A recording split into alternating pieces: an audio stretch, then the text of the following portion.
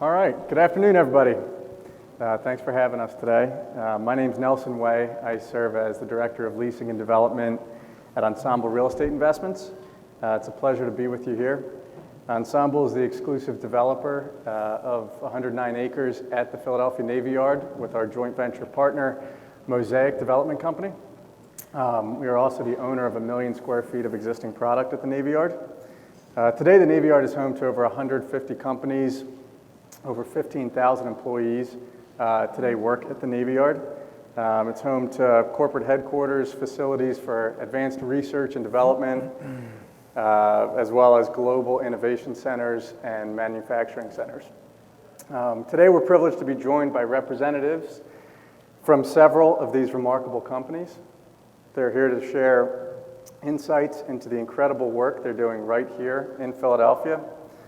And their presence underscores the strategic advantage that being part of this ecosystem provides for their corporate missions and aspirations.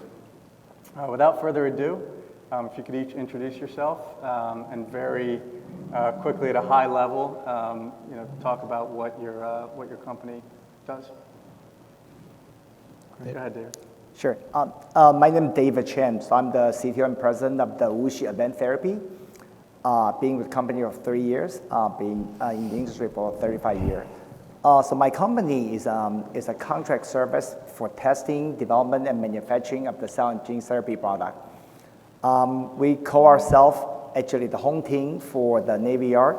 We were being Navy Yard about 22 years ago. Really witnessed Navy Yard from really nothing to where we are right now. Thank you. Thanks, David. My name is Sumit Verma. I'm the Senior Vice President for Global Strategy and Manufacturing at Iovance Biotherapeutics. Our company is very focused on cell therapy, and we like to believe we are the leaders in innovating, delivering, and producing the best TIL therapies for the treatment of cancer.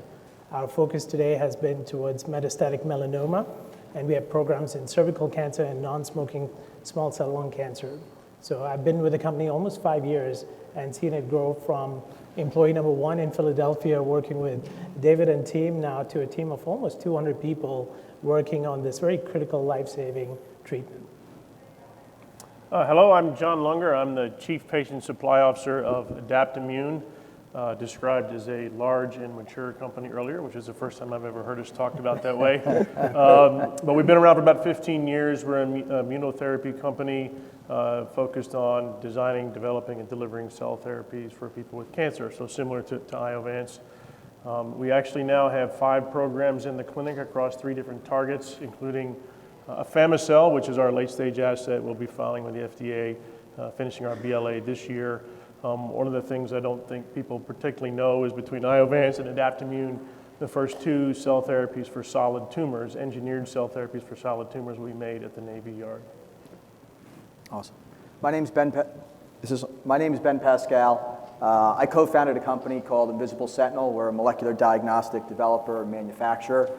I led it with a partner, Nick Siciliano, from seed to sale to one of the global leaders in diagnostics, bioMérieux, out of Lyon, France.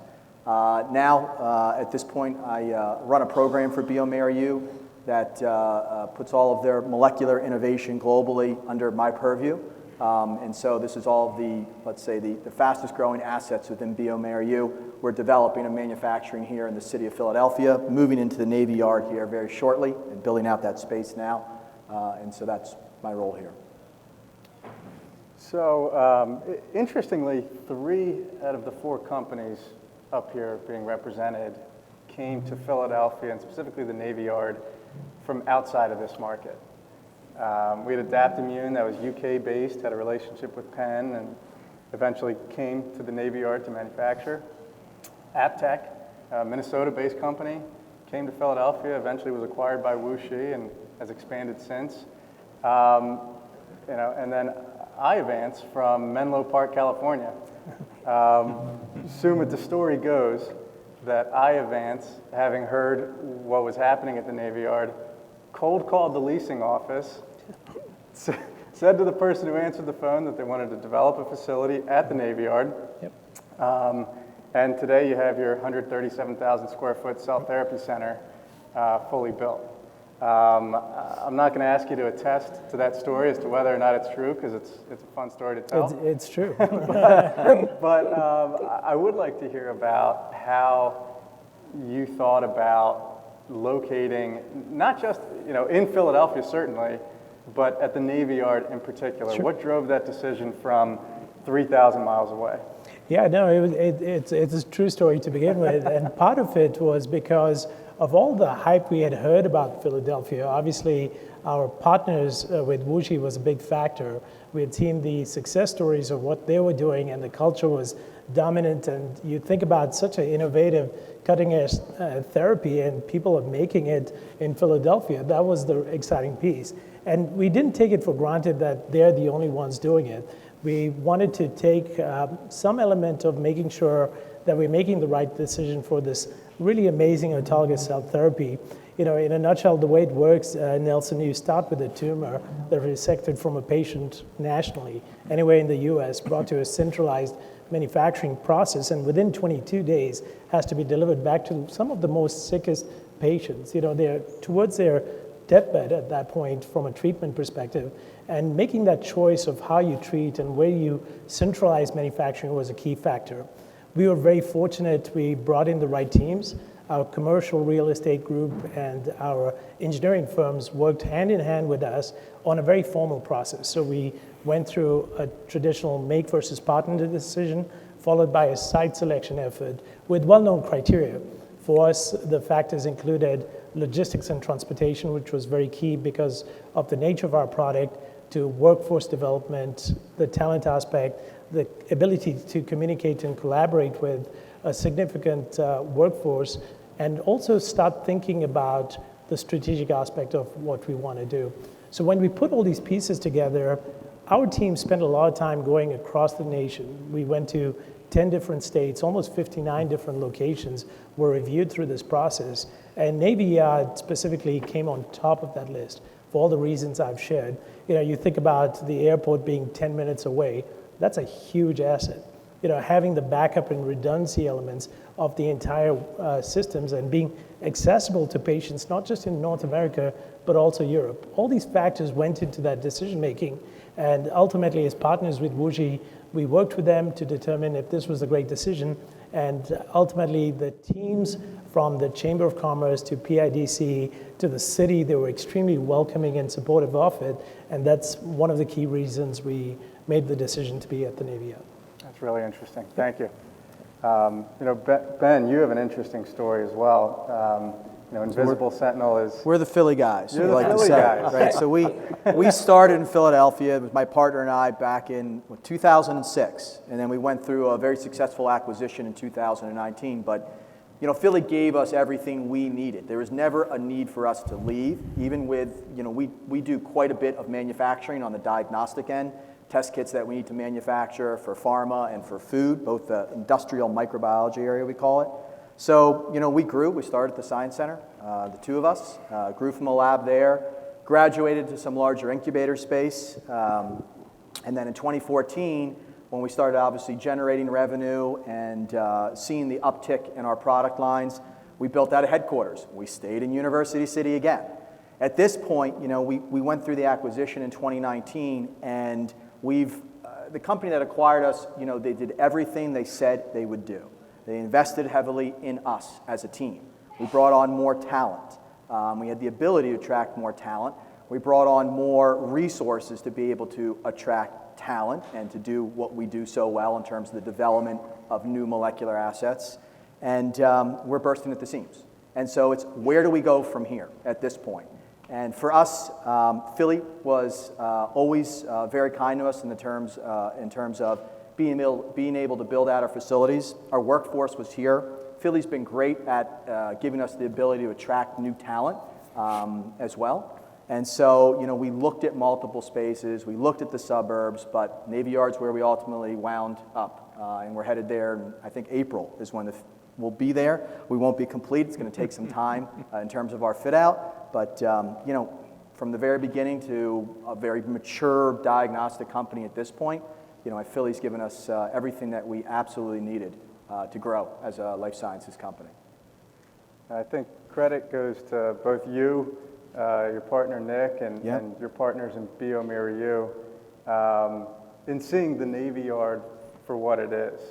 bioMérieux has several locations in the U.S., team set up, facilities set up. You guys have clients all over the world. You could have gone anywhere, and you decided to double down on Philadelphia. Yeah, bioMérieux is a French life sciences company, as I mentioned. And so they've got manufacturing operations in Research Triangle, in Chicago, in Palo Alto area, in Brazil, and all over the world. So, for them, it would have been likely easier to close down our production, keep R&D here, and move that operation to one of their sites.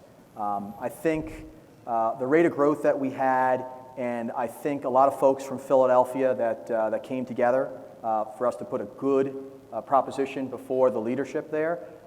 We all knew it was the right decision. It was a very clear decision to stay in Philadelphia, and so we're happy that our French counterparts in leadership have decided to keep, let's say, the French connection, shall we say, here in Philadelphia. I've got a quick anecdote to share, but before I do, quick audience poll. Raise your hand if you've been to the Navy Yard. Wow. Keep it up if you've been to the Navy Yard in the last 5 years.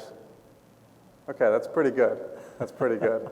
For those who haven't, and for those who have, come on down and see what's going on. Shoot me an email, give me a call. Happy to show you what the development plans are down there. But the story is, when we first met with Invisible Sentinel, Ben's partner Nick was in our office. And we kind of had to twist his arm to come down to the Navy Yard, take the meeting with us. Halfway through the presentation, I look over at Nick, and he's sitting at the conference table, Sounds like it. texting. And at that point, I thought, oh, shoot, that's it. We lost him. We lost him for good. Come to find out later that at that moment, he was texting Ben, telling him, you've got to come down here and see this. He had finally kind of made the turn onto League Island Boulevard and made it past where he usually stops, and then saw all the plans of what was to come, and he said, you got to see this, right? So I invite all of you to come down and see what's happening. Three of you built facilities that were larger than what you needed at the time, right? You built the core and shell. That's generally the easy part. It's kind of what goes into that core and shell box where a lot of the cost is. But you built in these expansion opportunities. You did deals that gave you expansion opportunities. I guess the question is, how are you thinking about expansion long term? John, Adaptimmune through mergers and acquisitions, how do you think about integrating these mergers and acquisitions into existing facilities that you have, in particular at the Navy Yard? So you're right. We had just finished the kit out of the rest of our facility at the end of last year with clean rooms. So in terms of how we think about it from an acquisition perspective, we actually have 6 locations around, 4 in the UK, 2 in the US now with the acquisition of TCR Squared. So you're right, actively looking to rationalize that footprint a little bit. So you do the usual things in terms of cost and technology and where you have to transfer assets back and forth. We have scoped out, and we've talked before about the opportunity at the Navy Yard to continue to expand if we do need more space there. We, like Iovance, are an autologous process where we collect cells, re-engineer them in the Navy Yard, and then send them back. I will say that from a manufacturing perspective, we moved in 5 years ago to focus on this autologous manufacturing. Cell therapy is evolving so fast. There's a lot of debates around centralized, decentralized, bedside manufacturing. There's companies that are even looking at no longer needing to actually take the cells out of the body, but do the engineering right in the body, which means you don't send cells anywhere. So I would say over the last 4 or 5 years, we've become a little bit more pragmatic as we think about the footprint and having to be one that follows the science and follows the processes where it goes. But once you're established and once you're doing this, everybody here who works in pharma would know that making changes is really, really hard. So I think we'll be autologous for quite some time. And the Navy Yard gives you the physical space and the opportunity to grow if you need to. Yeah. David, same question for you. AppTec moved to the Navy Yard in the early 2000s. has since expanded into over 400,000 square feet, multiple facilities. Wuxi is a critical part of the ecosystem, certainly at the Navy Yard, but as part of the Philadelphia Eagles Country region. Steal a term there. How do you think about expansion, both in terms of bringing in new business, new clients into Wuxi, and then expansion of the operation behind it and the workforce that powers all the work that you do? Yeah, I think really Wuxi being in that location 20 plus years ago, I think that time we've been choosing the Navy Yard probably more have luck than what we're choosing for. Because that 20 years ago really don't have the cell and gene therapy there, right? But very, very fortunately we chose the right location, right? I would say probably get back to your question, really is about the location of the Navy Yard, right? Navy Yard offer the location and the real estate footprint. You'll be able to attracting the talent, and also with a really, really reasonable operation cost, right? So Nelson didn't pay me, right? The rent in Navy Yard is really, really good, right? And you set up your R&D office, your BD office, of course your manufacturing operation in Navy Yard, I can guarantee you can attract talent, right? Attracting the talent and also be able to building your capacity very, very quickly and cost effectively, that's actually the winning number one formula for the contract service organization, right? So that's why we'll be able to really strive in the Navy Yard location, right? In the location, really we can quickly bring in the talent, especially the young talent. Right now we're building up our capacity, attracting a lot of cell therapy customer. Cell therapy, especially the autologous, really the patient cell therapy is a very, very very labor-intensive operation. We typically need to making several thousand patients per year. That kind of throughput, you need to hire 500 to 700 people, right? And Navy Yard, that location is one can offer you to attract the talent, especially the young talent, right? I don't know, I think I'm glad so many people know the location of the Navy Yard. I personally live in Philly downtown on the 19th and the Arch. So my door-to-door, right, driving this, of course, without the Philly Eagle or the 76 or home game, because our exit next to the South Broadway, right? 15 minutes. Young people love it. So I think all this together really making the really great location for Wuxi Advanced Therapy to build not only for now, but also build for our future. Yeah. I mean, I think from an expansion standpoint, from a footprint standpoint, what you have at the Navy Yard is a single owner in control with ownership interests aligned across all of the life science assets within the portfolio. So what that means for any of these companies up here or companies that come to the Navy Yard is as your business grows and evolves over time, you can add buildings, you can move from building to building and stay within the same ownership group that's happy to tear up a lease and help you grow on another parcel, another site within the Navy Yard. So you keep your access, you keep your efficiency, your employees keep their commute, and you can keep your identity that all of your firms have with your name on the building, which is pretty unique. There was a question that came up in one of the earlier panels about what is Philly doing, or how are we addressing commercial manufacturing, essentially what's coming down the pike. How are we all thinking as Philadelphians about keeping that manufacturing here in Philadelphia? And to that question, I would say, look at the companies that are represented up here on this stage.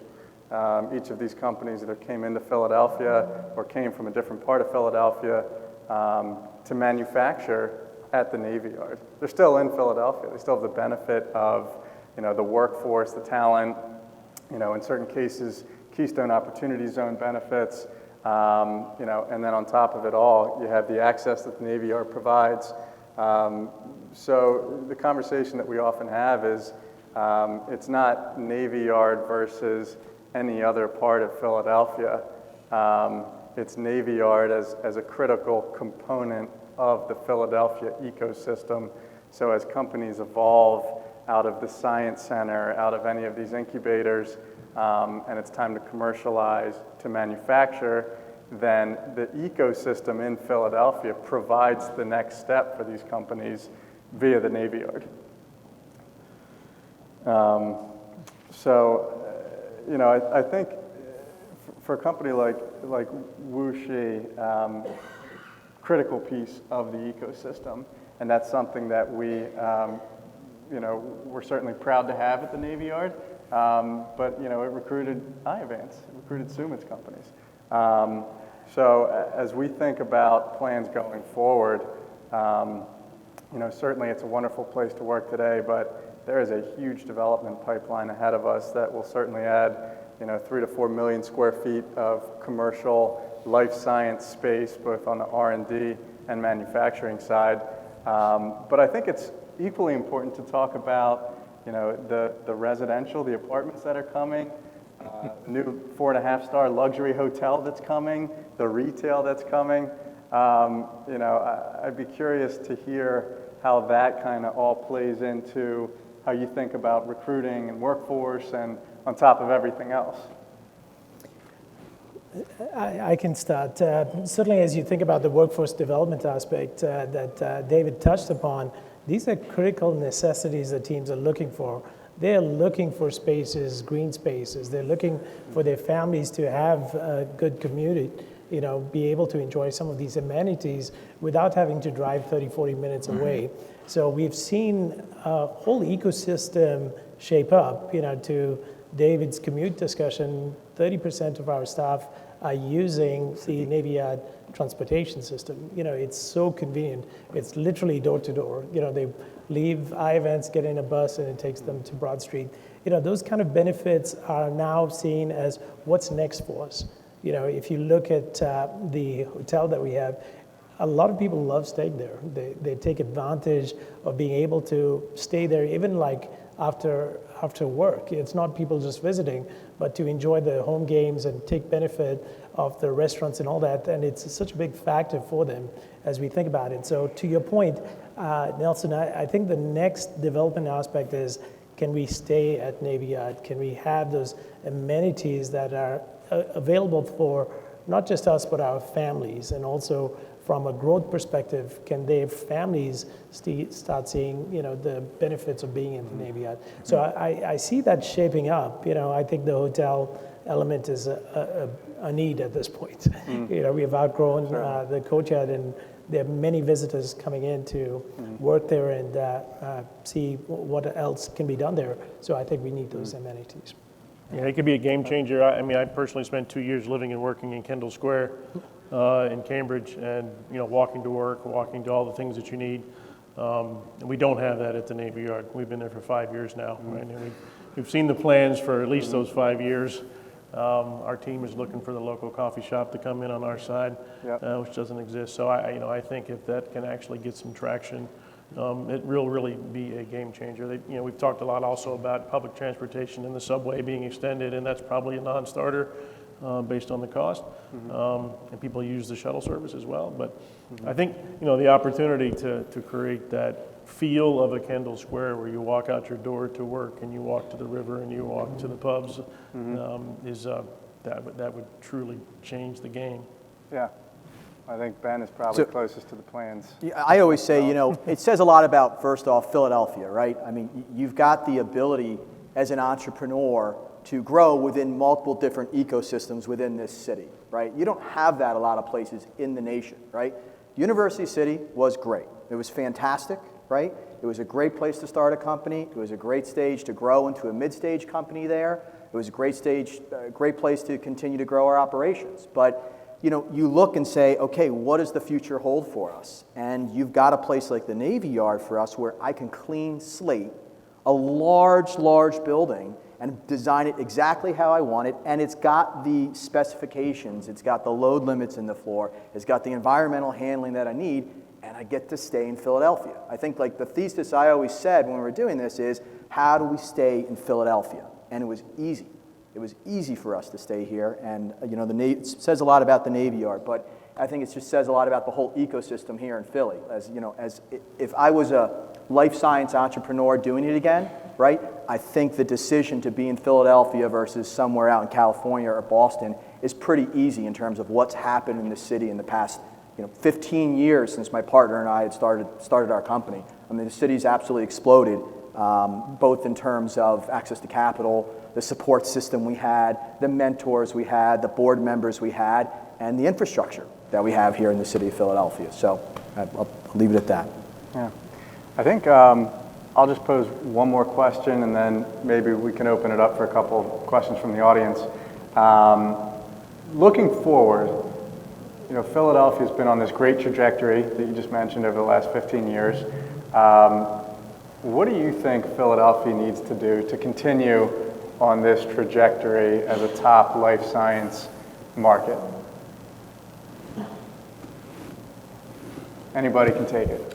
Well, it's a livable city. I mean, becoming a livable, safe place that people want to work. From a life sciences perspective, if you think about the talent that you attract, they're the kind of people who live in the metro areas that have the kind of amenities and things to do that I talked about. So I think continuing to make Philly a place like that. I'm a parent of a couple of kids in their mid-20s who are one's in New York and one's in Boston, and they're starting to realize how expensive that is. And they're starting to realize that Philly's actually got a lot going for it, and a lot of their friends are moving into the city. So I think that momentum is there. But I think probably from my end, really it's about talent, right? Philly to sustaining the cell and gene therapy industry. By the way, we're one of the three, the so-called epicenter, right? San Francisco, Boston, and Philly, right? We're really, really right in the mix, right? To continue our really the way to grow, like what we have even now, even better, really about talent, right?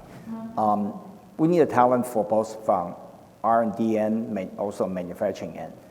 Really, other than counting the company to really groom and grow and developing our talent, right? If Philly government can help to, for example, our manufacturing talent, if we have our community college or even a college, 2-year college, right, or even high school, right, having some kind of specialized called science program, right, getting the young talent start exposed to learning fundamental basic, right, how to operating in the clean room, something like that, right? So when they're out of their school education, we actually can bring into the company to doing the more specializing technical training, right? That would really, really help those, I call them operation manufacturing talent. So similarly in R&D talent as well, right? So I think all about talent. Yeah.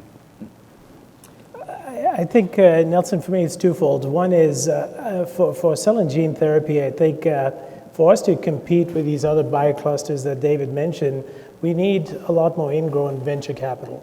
That's a space where we're seeing the Californias, the Texas, the New Yorks, the Boston areas really dominate. It's still one that I think we have to. It's seeded, now it needs to grow and keep spreading. So to me, that's a big factor where innovators like Ben can go out there, have a coffee, and push a pitch book versus having to fly different parts of the country. So to me, that's one. And secondly, from just taking us out from the cell and gene therapy industry, I think the cross-pollination is a key factor too. If we think about some of these other areas, they're taking advantage of the other fields like technology. You can see how much AI is playing a big role in our industry, and that's an area that if there was more companies and a way to connect that would be really, really helpful. You can see people having a lot of conversations today as well around ESG. I think our employees are very conscious about packaging and distribution and logistics, but what are the next companies coming in to solve these side of problems that just make the costs, to Rebecca's point, cheaper and help us innovate much quicker? That's great. That's great. Thank you all. Nancy, do we have time for a question or two?